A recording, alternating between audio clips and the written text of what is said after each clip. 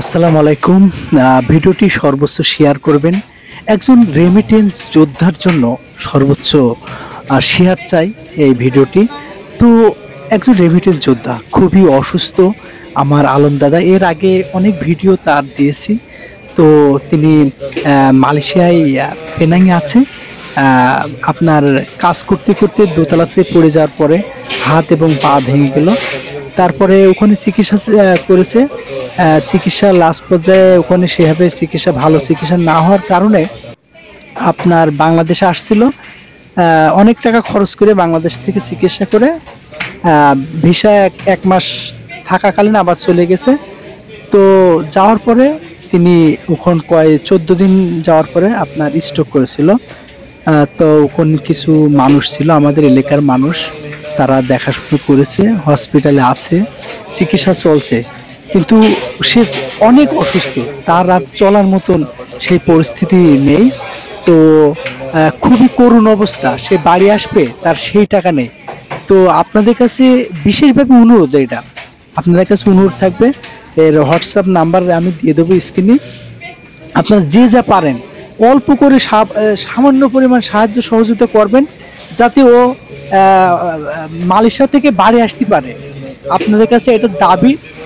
আর হচ্ছে সে খুবই ভালো ছেলে, লেখার খুবই ভদ্র ছেলে ছিল, দিনমজুরি কাজ করত। তো ভাগ্য ফেরানোর জন্য তো সবাই প্রবাসে যায়।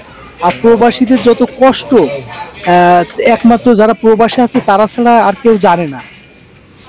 তা সবাই ওর জন্য কিছুটা, আমাদের এলাকার মানুষ যারা আছেন, আলমের যারা চেনেন পরিস্থিতি মানুষ, প্লিজ অল্প কিছু সাহায্য করবেন, যাতে ও ওখান থেকে চলে আসতে পারে বিমান টিকিটটা কেটে।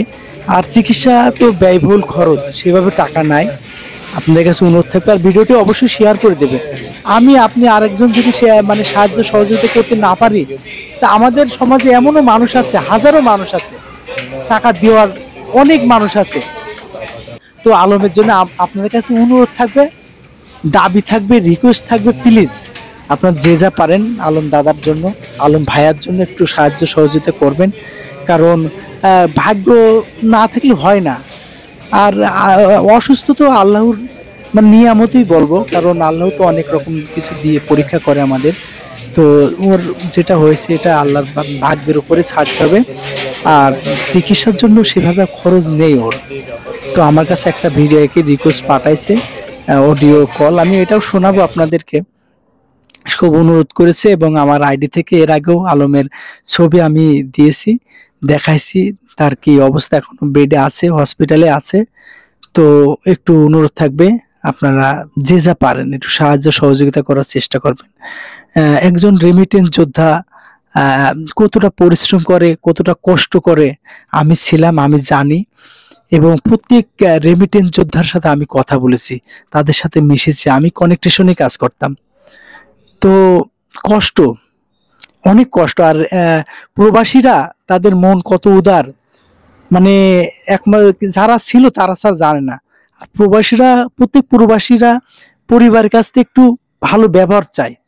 আপনাদের কাছে প্রবাসীদের পরিবারের কাছে একটা দাবি থাকবে, আপনাদের যারা প্রবাসে আছে তাদের সাথে একটু ভালো ব্যবহার করবেন। সারাদিন কাজ করে এসে শুধু ব্যবহারটা ভালো চায়, আর কিছু চায় না। প্রবাসীদের টাকা পয়সা, বাড়ি গাড়ি, কোনো কিছুর চাওয়া পাওয়া নেই। প্রবাসীরা অনেক কষ্ট করে, একটা ভালো পোশাক পরতে চায় না, একটা ভালো মোবাইল ব্যবহার করতে চায় না। সব ভাবনা তাদের সংসারে, তাদের পরিবারে, ভাই বোন, আত্মীয় স্বজন, পাড়া প্রতিবেশী, গণ্যমান্য ব্যক্তি, দেশের, এইসব ভাবনা চিন্তা। তো এই আলম ভাইয়ের জন্য যে যা পারেন প্লিজ, 10 রিঙ্গিত পারেন, 5 রিঙ্গিত পারেন, 50 রিঙ্গিত পারেন, একটু দেবেন, সাহায্য করবেন, যাতে ও বিমান টিকিট কেটে এবং দেশে এসে আবার চিকিৎসা করতে পারে। স্ট্রোক করলেও হসপিটালে আছে, এখন খুব সমস্যার ভিতরে আছে। সেভাবে মানুষ কতদিন দেখবে বলেন? আপনারা একটু সহযোগিতা করে ওকে একটু পাঠানোর ব্যবস্থা করবেন প্লিজ। আর ভিডিওটি শেয়ার করে দেবেন, সর্বোচ্চ শেয়ার চাই, কারণ হাজারো মানুষ আছে আলমের সাহায্য করার।